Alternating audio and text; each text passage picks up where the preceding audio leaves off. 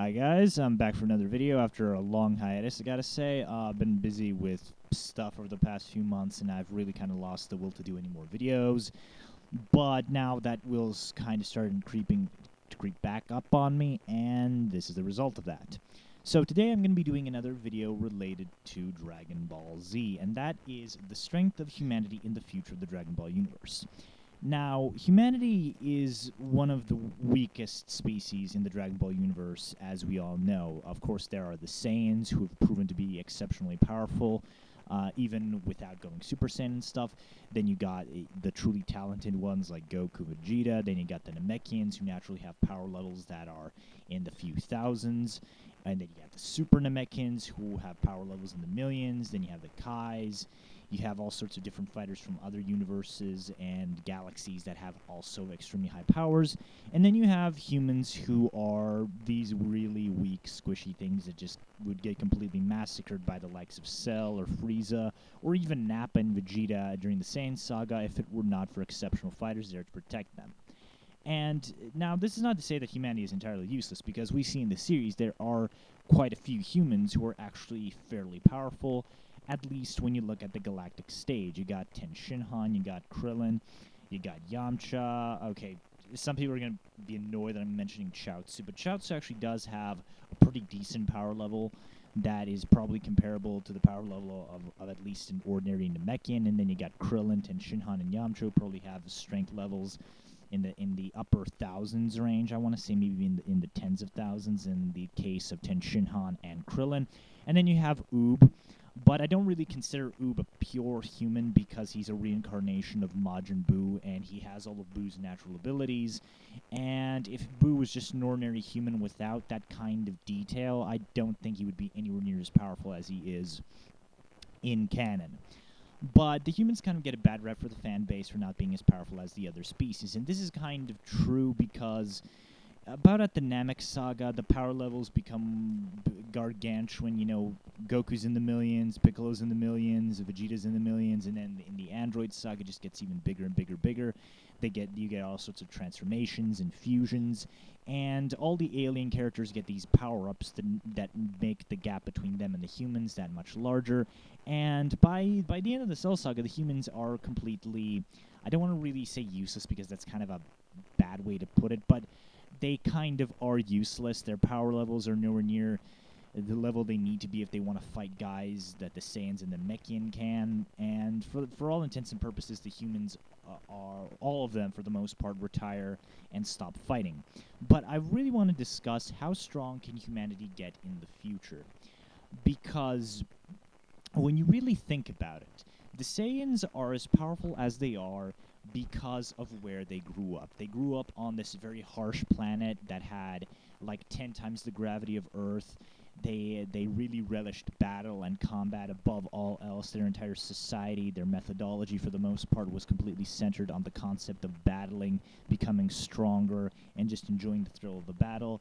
And when you have a society like that that's been evolving for millions and millions of years, a species that is pretty much bred for combat and nothing else, it pretty much stands to reason why they would be as powerful as they are, and why humanity isn't. Because when you really look at it, us humans as society has gone on, we've become less warlike. Like back in the medieval ages, in the times of Rome and Greece, we were all really, into fighting and shit. War was pretty much the status quo. But now, as we've kind of become more civilized, we still go to wars, of course, over stupid things, and sometimes even maybe justified ones.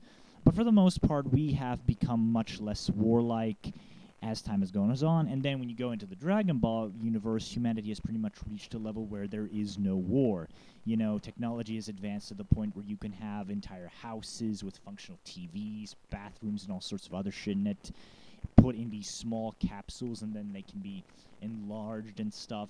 And they pretty much reached this sort of utopian society that doesn't really have conflict, and that pretty much has put us humans in the Dragon Ball universe in a level where we have become kind of stagnant when it comes to fighting. We have our technology, we have that robots, guns, and stuff in the Dragon Ball universe, but we are pretty much, screwed in comparison to even the upper humans and, of course, the alien species.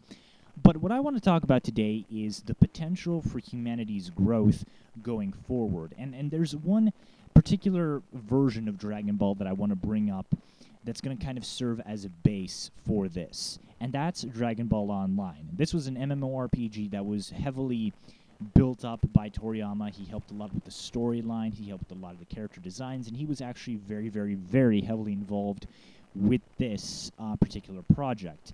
And this project had a lot of cool ideas.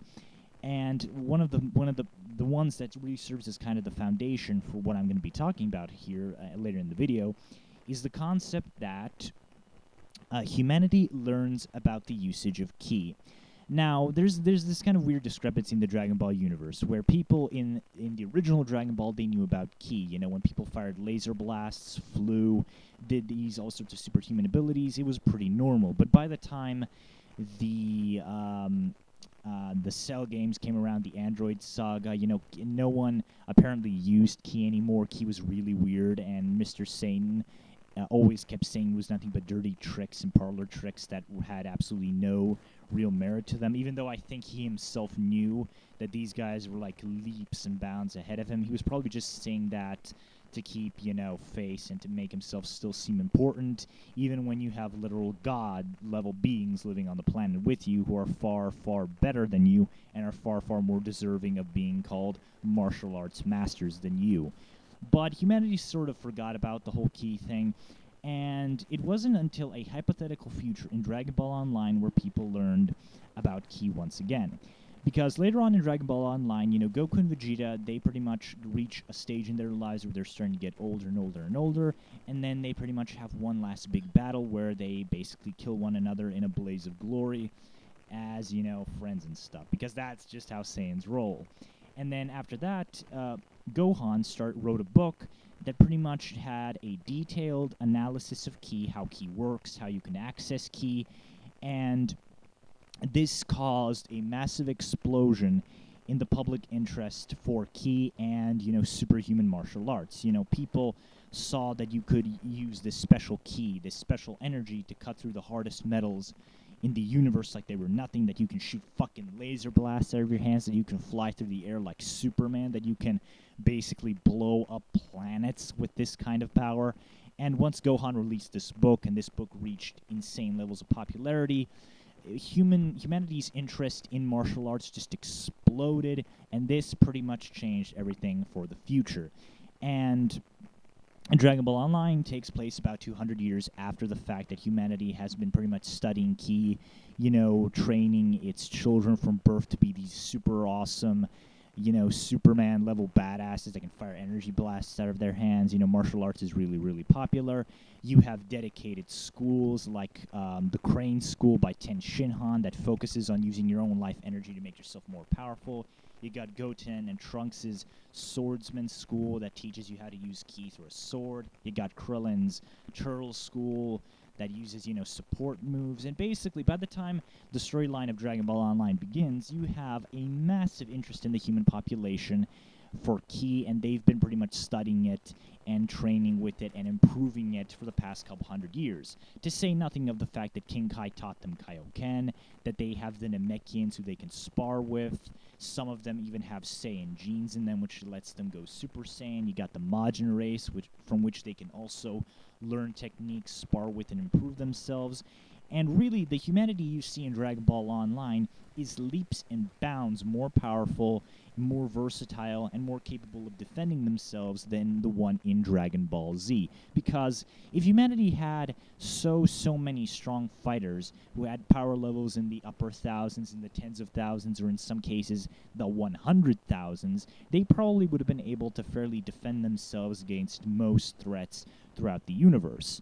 And that's kind of now where I finally reached the point of the video. How strong can humanity get as the generations go on? And I would dare say that humanity, it's not going to happen soon. It's going to take decades upon decades, perhaps even centuries and centuries of intense training and adapting their bodies to ki. But I do think that humanity is going to reach a point sometime in the far future of Dragon Ball, where they're going to become as naturally powerful as maybe even the Super Namekians or even the Super Saiyans. Because like I said in the beginning of the video, us humans in the Dragon Ball universe, we don't know about Ki. There are only a few individuals who know about it, but the larger population doesn't. But then in Dragon Ball Online, they learn about it, and they spend pretty much 2 centuries, you know, changing their entire lifestyles for this kind of way of living. You know, martial arts becomes, you know, the center of humanity's lives. They're training their kids from birth to be these superpowered badasses. And I think that now that the status quo for humanity has been changed, it's been shifted to this Ki-focused world of martial arts, I think that humanity is going to get exceptionally more powerful. You're going to see humans, you're going to see powerful, you know, fighters, you know, having children between each other, and these children are going to have a larger potential built inside of them. And then as time goes on, I really do think that humanity is going to reach higher and higher levels of power. You're going to see humans born with potentials, maybe even rivaling those of Gohan or the Saiyans, or they're going to become naturally as powerful, or maybe even in exceptional cases, they're going to have humans like Oob, who are just born with these mind-fuckingly retardedly high power levels.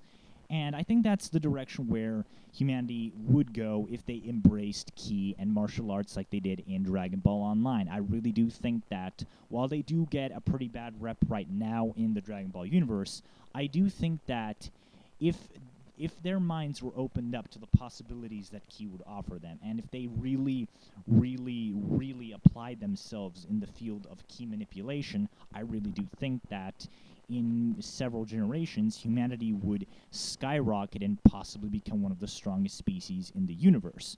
Because when you really look at it, the human fighters in Dragon Ball Z aren't really that weak when you really look at it. I mean, Krillin had a power level of 75,000 when he fought Frieza, and I know this was after Guru unlocked his hidden potential, and it's debatable whether or not he would have ever attained this kind of level of power if it weren't for Guru.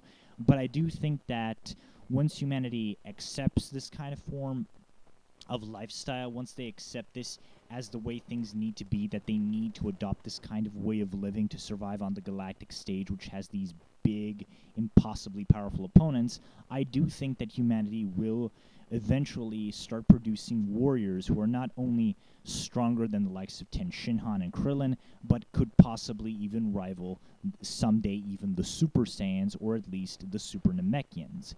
So, yeah, that's pretty much my thoughts on the whole how strong can humanity get thing. I know I didn't really focus that much on, you know, how humanity going to get stronger, more about setting up what I was going to say. But I just felt like this was kind of something that needed to be addressed, because the humans, as I said before, they get a pretty bad rap in the Dragon Ball community, and I kind of wanted to throw them a bone and pretty much analyze what their fighting potential could be if they really, really applied themselves, you know, in larger numbers. And I do think that they could become one of the most powerful warrior species in the future of the Dragon Ball universe if they reached a point like in Dragon Ball Online where they're really, really focused on the usage of Ki. So sound off in the comments below what you guys think about this kind of development. Do you think humanity could ever attain power levels rivaling those of the Super Saiyans or the Super Namekians? Do you think I'm just talking out of my ass? Or do you have some convincing rebuttal to this possible theory of mine? Please sound off in the comments below, and I'll see you next time, guys. Bye.